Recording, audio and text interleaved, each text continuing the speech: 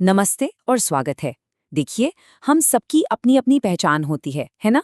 कोई लिंग, कोई धर्म तो कोई जाति।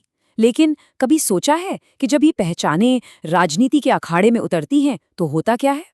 आज हम इसी कह सकते हैं काफी कॉम्प्लेक्स और जरूरी रिश्ते को समझने की कोशिश करेंगे। तो चलिए इस पूरी बातचीत को एक बड़े सवाल के आसपास रखते हैं। सवाल ये है, how do our social identities shape the politics of a nation. मतलब हमारी जो ये सामाजिक पहचान है वो किसी भी देश की राजनीति को आखिर बनाती कैसे है। क्या पॉलिटिक्स हमें जोड़ती है या फिर हमारी पहचान का इस्तेमाल करके हमें बांट देती है। चलिए इसी सवाल का जवाब ढूंढते हैं। ठीक है, तो आज हम क्या क्या देखने वाले हैं। सबसे पहले हम बात करेंगे जेंडर इन पब्लिक लाइफ की, फिर हम रिलीजन एंड कम्युनलिज्म को समझेंगे और फिर द सेक्युलर स्टेट सोल्यूशन पर भी नजर डालेंगे। उसके बाद हम देखेंगे कि कास्ट का पॉलिटिक्स में क्या रोल है और पॉलिटिक्स का कास्ट पर क्या असर होता है। बेसिकली ये तीन बड़े सोशल डिविजन्स हैं जो भारत की राजनीति में बहुत बड़ा रोल प्ले करते हैं। तो चलिए शुरू करते हैं हमारे पहले टॉपिक से, जेंडर इन पब्लिक लाइफ। ये काफी इंटरेस्टिंग है कि कैसे घर के अंदर जो काम का बंटवारा होता है वो एक बड़ा पॉलिटिकल एक्सप्रेशन, एक राजनीतिक मुद्दा बन जाता है। कैसे, आइए देखते हैं। देखिए, ये सब कुछ शुरू होता है एक बहुत ही सिंपल से दिखने वाली लेकिन गहरी सोच से, जिसे कहते हैं सेक्सुअल डिवीजन ऑफ लेबर। इसका मतलब क्या है? भाई ये मान लिया जाता है कि कुछ काम तो बस महिलाओं के लिए ही बने हैं और नतीजा ये होता है कि पब्लिक लाइफ में यानी घर के बाहर महिलाओं का रोल बहुत कम हो जाता है और उनके काम को उतना जरूरी नहीं समझा जाता। और जानते हैं, इसी अन्याय के खिलाफ आवाज उठाने के लिए दुनिया भर में फेमिनिस्ट मूवमेंट शुरू हुए। अब ये जो भेदभाव है इसकी जड़ में एक कॉन्सेप्ट है जिसे समझना बहुत जरूरी है। वो है पेट्रियार्कल सोसाइटी, जिसे हम हिंदी में पितृसत्तात्मक समाज कहते हैं। आसान शब्दों में ये एक ऐसा सिस्टम है जहां पावर मतलब सत्ता और अधिकार मोस्टली पुरुषों के हाथ में होते हैं और जाहिर है यही सिस्टम महिलाओं के लिए डिसएडवांटेज, डिस्क्रिमिनेशन और ऑप्रेशन की वजह बनता है। और इसका असर आपको असल दुनिया में साफ साफ दिखेगा। जरा इन आंकड़ों को देखिए। ये भारत की लिटरेसी रेट है। पुरुषों में ये 76% है और महिलाओं में सिर्फ 54%। अब ये जो गैप है ना, ये सिर्फ एक नंबर नहीं है, ये असल में मौकों का, अपॉर्चुनिटीज का एक बहुत बड़ा फासला है। और ये भेदभाव आप जानते हैं सिर्फ एजुकेशन तक ही नहीं रुकता, ये एक लड़की या महिला की जिंदगी के हर मोड़ पर असर डालता है।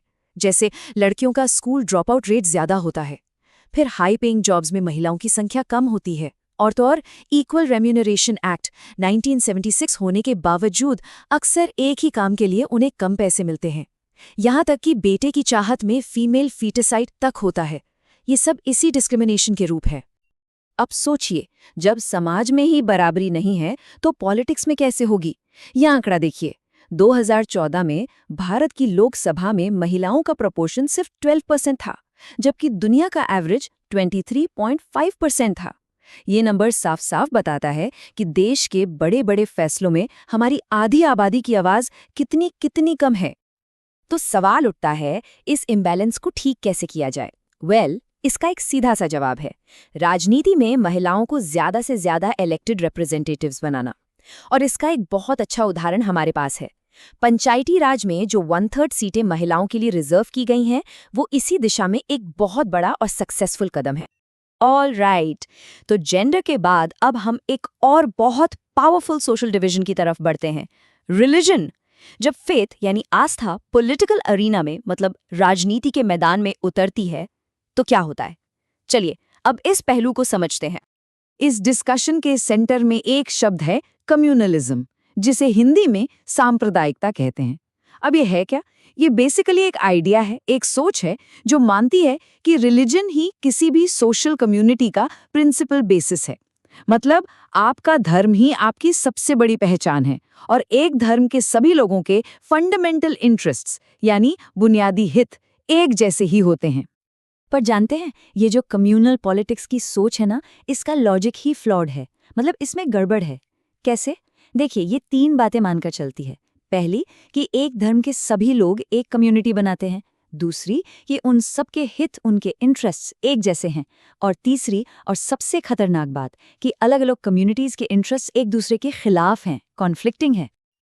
और जब ये सोच पॉलिटिक्स में आती है तो ये कई तरह से सामने आती है, जैसे रिलीजियस प्रेजुडिसेस और स्टीरियोटाइप्स को बढ़ावा देना, या फिर अपनी रिलीजियस कम्युनिटी का पॉलिटिकल डोमिनेशन चाहना, जिसे मेजॉरिटेरियनिज्म भी कहते हैं।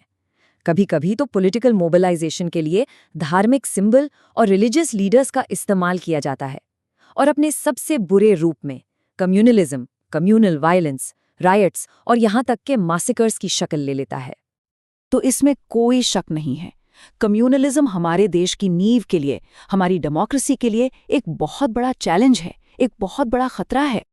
तो अगर ये प्रॉब्लम इतनी बड़ी है तो इसका सल्यूशन क्या है? हमारे संविधान ने इसका क्या जवाब दिया है? चलिए देखते हैं। और जवाब है द सेक्युलर स्टेट सॉल्यूशन। हमारा संविधान कम्युनलिज्म से लड़ने के लिए एक मजबूत ढांचा देता है। इसके कुछ मेन पिलर्स हैं। पहला, भारत का कोई ऑफिशियल रिलीजन नहीं है। दूसरा, हर सिटीजन को कोई भी धर्म मानने, प्रैक्टिस करने या प्रोपेगेट करने की या फिर किसी भी धर्म को न मानने की पूरी आज़ादी है। तीसरा, हमारा संविधान धर्म के आधार पर भेदभाव को साफ साफ मना करता है। और हाँ, स्टेट यानी सरकार बराबरी एंश्योर करने के लिए धार्मिक मामलों में इंटरवीन भी कर सकती है। चलिए, अब आते हैं हमारे तीसरे और शायद सबसे कॉम्प्लेक्स टॉपिक पर, caste's role in politics. Bharat में कास्ट और पॉलिटिक्स का जो रिश्ता है ना, वो सोशल हायरार्की से पॉलिटिकल आइडेंटिटी तक का सफ़र है। बहुत ही यूनिक है ये। चलिए इसे समझने की कोशिश करते हैं। यहाँ एक बहुत ही इंपॉर्टेंट पॉइंट समझने वाला है। अक्सर हमें लगता है कि पॉलिटिक्स कास्ट रिडन हो गई है, मतलब राजनीति में जाति घुस गई है, पर असल में होता इसका उल्टा है। It is the caste that gets politicised, मतलब राजनीति जाति को अपने हिसाब से इस्तेमाल करती है, उसे एक पॉलिटिकल आइडेंटिटी देती है। और ये पॉलिटिसाइजेशन या कह लीजिए कास्टिज्म हमें पॉलिटिक्स में कई तरह से देखने को मिलता है। जैसे पॉलिटिकल पार्टीज अक्सर किसी कंस्टिट्यूएंसी का कास्ट कॉम्पोजिशन देखकर ही अपना कैंडिडेट चुनती हैं। वोटरों से सपोर्ट जुटाने के लिए कास्ट सेंटिमेंट पर अपील की जाती हैं। यहाँ तक कि कई पॉलिटिकल पार्टीज तो बनती ही किसी स्पेसिफिक कास्ट के इंटरेस्ट्स को रिप्रेजेंट करने के लिए हैं। लेकिन ये रिश्ता एक तरफा नहीं है, ये एक टू साइडेड कॉइन की तरह है। जैसे कास्ट पॉलिटिक्स पर असर डालती है, वैसे ही पॉलिटिक्स भी कास्ट पर असर डालती है। चलिए इसके दोनों साइड देखते हैं। तो इसके पॉजिटिव और नेगेटिव दोनों तरह के आउटकम्स हैं।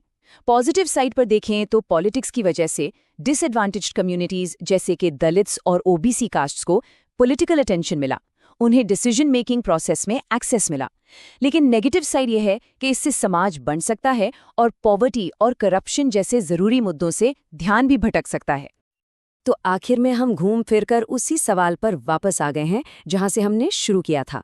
Does politics unite us despite our differences और divide us because of them? क्या राजनीति हमारे मतभेदों के बावजूद हमें जोड़ती है या फिर इन्हीं मतभेदों की वजह से हमें बांटती है?